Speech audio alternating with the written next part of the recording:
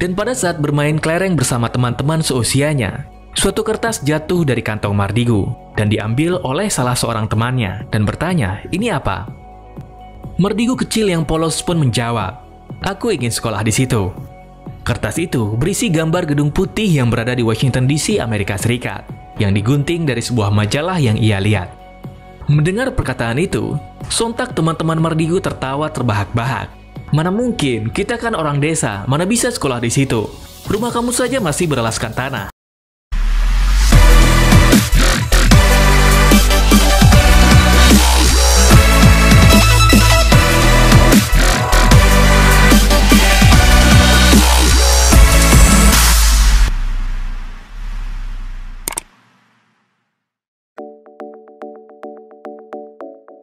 Coba teman-teman bayangkan, jika Indonesia adalah negara superpower yang makmur, seperti Amerika yang memiliki dolar sebagai mata uang dunia, atau Tiongkok yang merupakan pabriknya dunia, membuat hampir dari semua peralatan elektronik yang kita gunakan sehari-hari.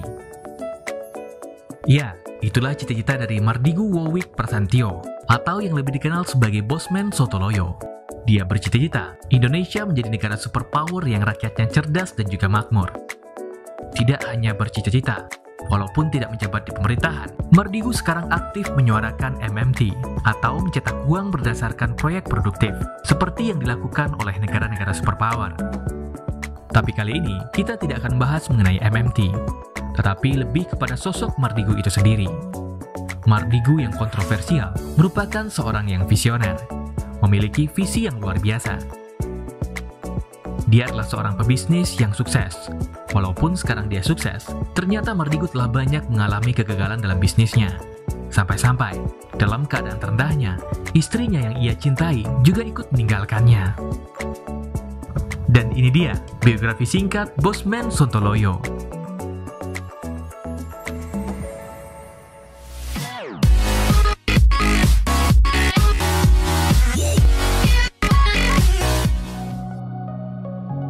Mardigu Wowick Prasantyo lahir dan dibesarkan di kota Madiun, Jawa Timur sekitar tahun 1960-an. Dia berasal dari keluarga yang sederhana. Bapaknya adalah seorang perwira militer di Angkatan Udara. Pada masa kecil dan remaja, Mardigu terpaksa pindah-pindah sekolah karena harus mengikuti orang tuanya yang dinas militernya selalu dipindahkan dari satu kota ke kota lainnya. Nama Sontoloyo sendiri berasal dari sebutan kakeknya yang memiliki sebuah pesantren. Dari kecil, Mardigu sudah dikenal sebagai sosok yang kritis, sampai-sampai dia menanyakan hal yang tidak bisa dijawab oleh kakeknya yang memiliki pesantren tersebut. Dan kakeknya itu memberi nama Sontoloyo kepada Mardigu, karena pertanyaannya yang dianggap nyeleneh. Pada saat SD, orang tua Mardigu ditempatkan di Palembang, Sumatera Selatan.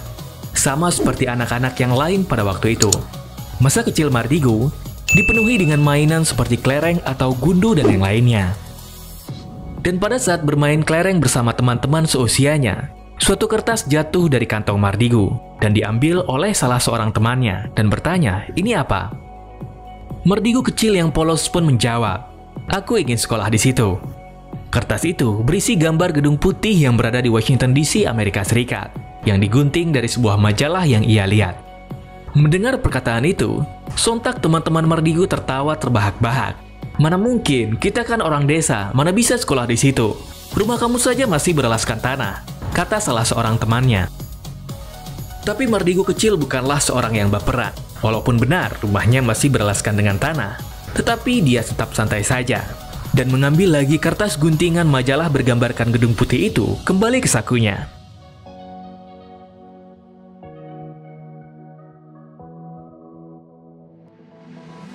Pada saat kelas 5 SD, orang tua Mardigu kembali dipindah tugaskan, kali ini di Balikpapan, Kalimantan Timur.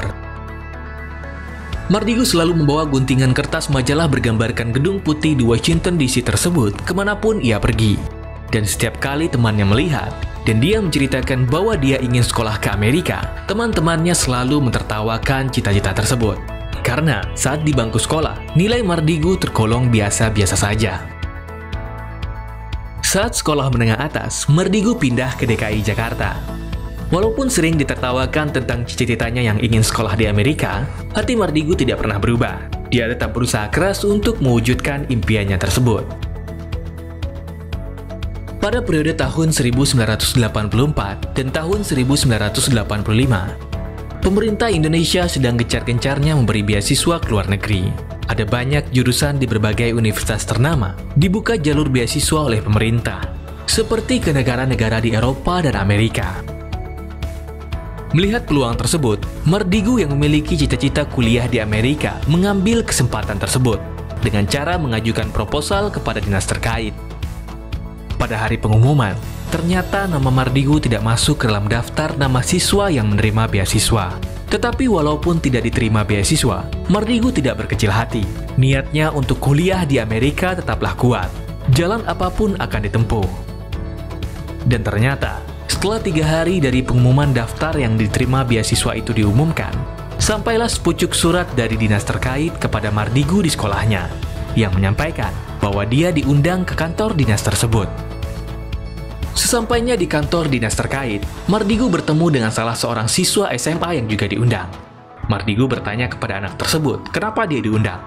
Tetapi anak itu juga tidak tahu kenapa dia diundang. Dan sampailah mereka masuk ke dalam sebuah ruangan, bertemu dengan pejabat yang memaki-maki mereka. Kenapa tidak? Nilai rapor mereka kebanyakan angka 6 dan 7-nya. Mendaftar beasiswa untuk kuliah ke Amerika. Apakah kalian tidak punya pikiran? Kata pejabat tersebut. Di akhir makiannya yang berkisar 15 menitan, pejabat itu berkata, "Kalian berangkat ke Amerika." Mendengar perkataan tersebut, Mardigu dan temannya tadi terkejut. Jangan senang dulu. Ada 6 beasiswa yang dibuka untuk pergi ke Amerika. Dan yang mendaftar hanya kalian berdua. Jadi kalian berangkat, kata pejabat tersebut. Itu mungkin penyebabnya nama Mardigu tidak keluar di pengumuman yang sebelumnya, karena nilainya jelek. Tetapi karena kuota untuk kuliah di Amerika belum satu pun yang terisi, akhirnya dinas terkait tidak memiliki pilihan lain.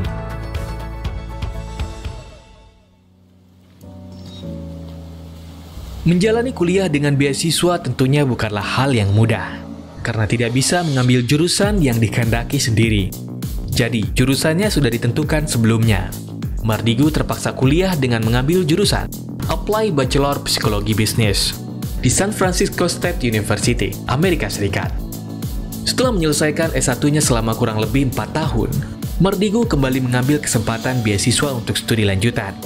Kali ini, Mardigu juga tidak bisa memilih, karena mengambil beasiswa, jurusannya sudah ditentukan oleh pemerintah. Dan akhirnya, untuk studi lanjutan, Mardigu kuliah mengenai Criminal Minds and Forensic Investigation, atau jurusan yang mempelajari pikiran para penjahat dan penyelidikan kasusnya. Setelah menyelesaikan S2-nya, Mardigu kembali mengambil studi lanjutan selama 6 bulan. Kali ini, dia meneliti tentang State Sponsor Terrorism, atau tentang negara yang mensponsori tindakan terorisme untuk kepentingan politik mereka. Pada tahun 1991, Mardigu kembali ke Indonesia dan sempat berdinas di salah satu institusi militer tinggi di Negara Kesatuan Republik Indonesia. Tidak lama berdinas di salah satu dinas militer rahasia Indonesia tersebut, Mardigu terpaksa dicopot dari ikatan dinasnya karena masalah jurusan dan bidang yang ia tekuni, yaitu Criminal Minds and Forensic Investigation, yang lebih condong menyelidiki State Sponsor Terrorism, yaitu menyelidiki tindakan terorisme yang disponsori oleh sebuah negara. Mardigu ternyata bukanlah seorang yang mangut-mangut saja. Waktu dia kembali ke Indonesia, ia memakai ilmunya itu, yang menyelidiki tindakan terorisme yang disponsori oleh sebuah negara pada waktu itu. Dan sampailah penyelidikannya itu pada seorang jenderal tertinggi di Indonesia. Mengetahui hal tersebut, jenderal tertinggi tidak senang. Dan Mardigu terpaksa diberhentikan dari ikatan dinasnya. Karena sekolahnya dibiayai oleh negara, setidaknya 10 tahun masa dinas harus dijalani oleh Mardigu. Tetapi karena jenderal tertinggi tidak senang, akhirnya Mardigu dicopot. Setelah berhenti dari kedinasannya di salah satu dinas militer rahasia yang ada di Indonesia, Mardigu terjun ke dunia bisnis. Pada awal karirnya, dia sempat bekerja sebagai seorang bankir di salah satu bank ternama, yang menjadi fondasinya mengetahui seluk-beluk mengenai bagaimana uang tercipta. Dan pada periode sekitar tahun 1996, Mardigu diketahui telah memiliki beberapa badan usaha. Salah satunya yaitu Money Changer, kapal angkut barang tambang di Kalimantan. pabrik kapur hydrated lime, atau pabrik kapur bahan campuran yang digunakan untuk membuat kertas dan yang lainnya, dan sebuah toko retail yang memiliki beberapa cabang. Pada waktu itu, Mardigu yang sudah menginjak usia di akhir kepala dua memutuskan untuk menikah dan dikaruniai 2 orang anak laki-laki. Tapi sangat disayangkan, rumah tangga Mardigu harus terganggu saat krisis tahun 1997 dan tahun 1998. Usaha Mardigu yang awalnya cemerlang, sekarang merugi. Bukan hanya diterjang krisis ekonomi, tak tanggung-tanggung, kapal yang mengangkut barang tambang di Kalimantan milik perusahaan Mardigu karam. Asuransi tidak membayarnya. Money changernya, kemalingan hingga 2 kali. Pabrik kapur hydrated lime milik Mardigu, tunggu pembakarnya retak karena gempa dan tidak bisa dipakai lagi. Asuransi juga tidak membayarnya. Akibat peristiwa tersebut, Mardigu rugi besar. 3 unit rumah, mobil, sampai perabotan rumahnya pun dijual. Dan yang paling menyedihkan, istrinya yang ia cintai juga ikut pergi meninggalkannya dalam keadaan anak-anaknya yang jatuh sakit. Waktu itu, anak-anaknya baru berusia 2 dan 4 tahun. Setelah rumahnya dijual, Mardigu pindah bersama anak-anaknya ke rumah kontrakan. Mardigu kembali membangun bisnisnya dari nol. Kali ini bukan hanya beban bisnis yang harus ditanggung oleh Mardigu. Dia masih harus menanggung beban hutang miliaran rupiah kepada bank atas bisnisnya yang bangkrut tersebut. Tetapi kali ini Mardigu tidak hanya berbisnis. Karena beban hutang yang banyak dan ketiadaan modal yang cukup, dia terpaksa bekerja pada sahabatnya yang memiliki sebuah perusahaan besar. Gajinya lumayan tinggi, cukup untuk membayar tanggungan-tanggungannya. Dulu, teman Mardigu ini adalah mantan karyawannya yang sekarang telah memiliki perusahaan sendiri. Hidup Mardigu kembali merangkak naik. Sekitar tahun 2003, ia memulai bisnis properti yang menarget kalangan menengah atas.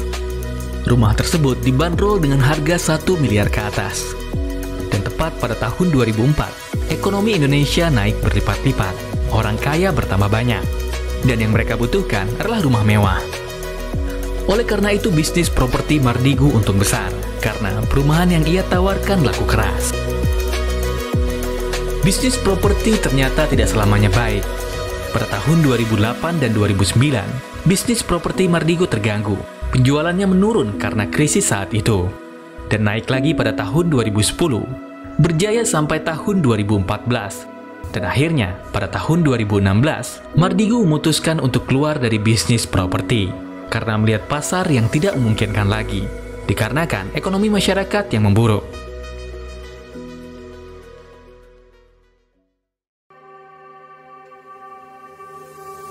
Pada tahun 2010, nama Mardigu mulai dikenal oleh khalayak umum. Dia sering dimintai pendapat mengenai kasus terorisme. Mardigu juga diketahui telah mewawancara lebih dari 400 terpidana kasus terorisme. Pengalaman Mardigu berkuliah di luar negeri membuatnya kaya akan ilmu. Sekarang Mardigu diketahui memiliki lebih dari 30 perusahaan. Salah satunya yaitu Santara, sebuah badan usaha yang menyalurkan dana investor kecil kepada pelaku UMKM. Dinaran, sebuah aplikasi pembayaran uang yang memiliki jaminan emas. Dan Sironium Cryptocurrency. Setelah aktif sebagai pengamat terorisme yang sering diwawancara oleh TV nasional, nama Mardigu kembali muncul ke permukaan sekitar awal tahun 2019, ketika dia aktif mengkritisi pemerintah yang terlalu menganak-emaskan BUMN, sehingga perusahaan swasta banyak yang mati. Dan juga dampaknya, aliran uang yang beredar di masyarakat menengah dan menengah bawah menipis, seperti yang kita rasakan saat sekarang ini. Mardigu juga dikenal sebagai pelopor teori MMT atau teori modern moneter yang menyarankan pemerintah untuk tidak berhutang kepada institusi swasta asing untuk mencetak uang. Cukup cetak uang berdasarkan proyek produktif. Sekarang misal pemerintah dan swasta di Indonesia membutuhkan uang 500.000 triliun rupiah. Maka Bank Indonesia tidak bisa mencetaknya karena Bank Indonesia terikat perjanjian dengan IMF dan World Bank. Jadi, BI harus menerbitkan bond terlebih dahulu. Atau sederhananya, minta hutangan kepada IMF dan World Bank. Lalu IMF dan World Bank menerbitkan dolar yang juga sebenarnya dicetak di komputer saja. Tidak ada fisik, apalagi jaminan emasnya. Lalu berdasarkan bond tersebut, Bank Indonesia mencetak rupiah berdasarkan hutang terhadap dolar. Mardigu tidak sepaham dengan cara tersebut. Dia berpendapat, sebenarnya Bank Indonesia kalau ditempatkan di bawah Dirjen Moneter, tidak perlu hal seperti itu. Kita hanya butuh dolar untuk transaksi luar negeri, ekspor, impor. Untuk produksi dalam negeri, kita tidak memerlukan dolar. Jadi, sebenarnya pemerintah bisa mencetak uang sendiri, tetapi harus berdasarkan proyek produktif, maka dijamin tidak akan inflasi. Kritikan Mardigu di YouTube ternyata membuat beberapa pihak terganggu, sampai-sampai nama Mardigu dihilangkan dari Wikipedia.